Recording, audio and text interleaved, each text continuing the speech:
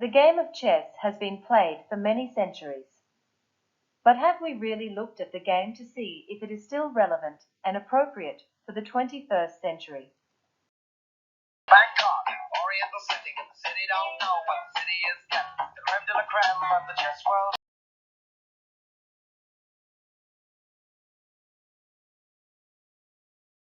The first thing we should look at is that the game makes white battle against black.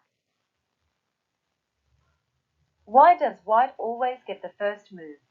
I thought we were all created equally. Black lives matter. Maybe we need more of a voice to help make decisions.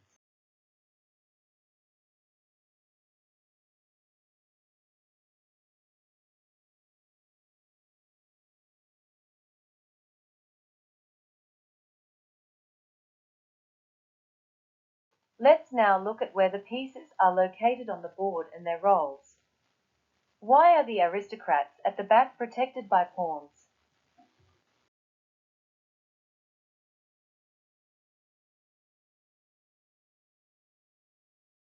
Let's start off with the pawns. The word pawn is demeaning as it means they can be sacrificed at any time to protect the aristocrats in the back section of the board.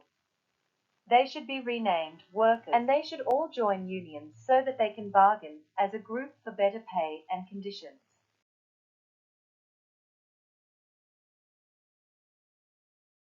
Only very occasionally do they get to raise their status. That happens if they work hard enough to get to the end of the board and they become a queen. It didn't work out that well for Lady Di, and certainly not for Meghan Markle.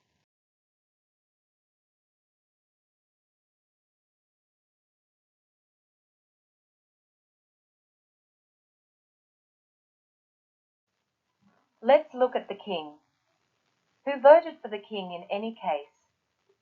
That's right, no one did. And he isn't even from our country. The king does basically nothing other than sit on his throne and move occasionally one little square at a time. And if in danger, he can be protected by the castle by the process of castling.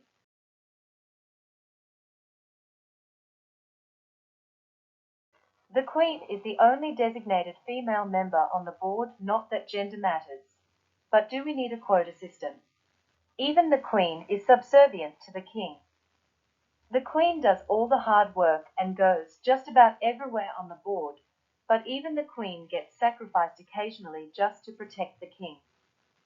Why can't the queen be in charge?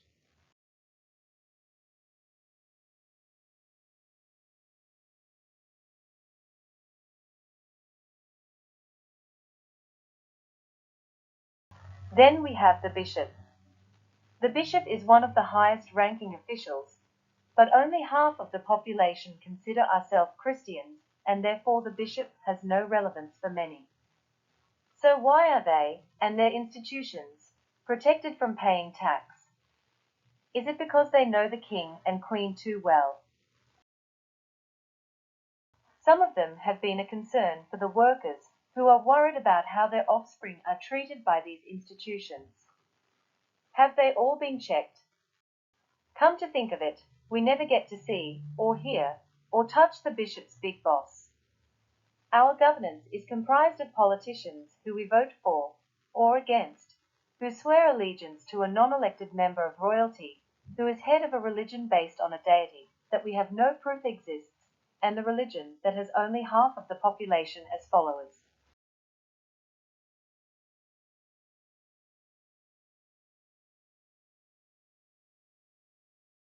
The knights got knighted for some reason, usually because they have sucked up to the king and queen. But knighthoods in Australia went out the door in 1986, that is, last century. Although a certain Prime Minister tried to bring them back, and look what happened there.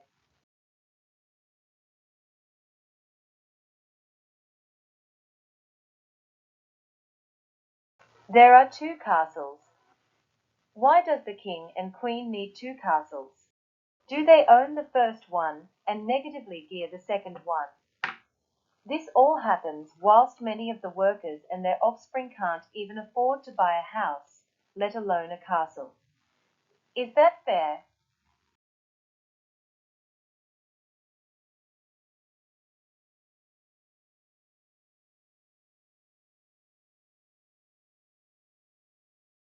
So next time you play chess, think about these issues and whether the game truly represents a modern world. Hopefully you have been awoken to some of the issues for playing chess.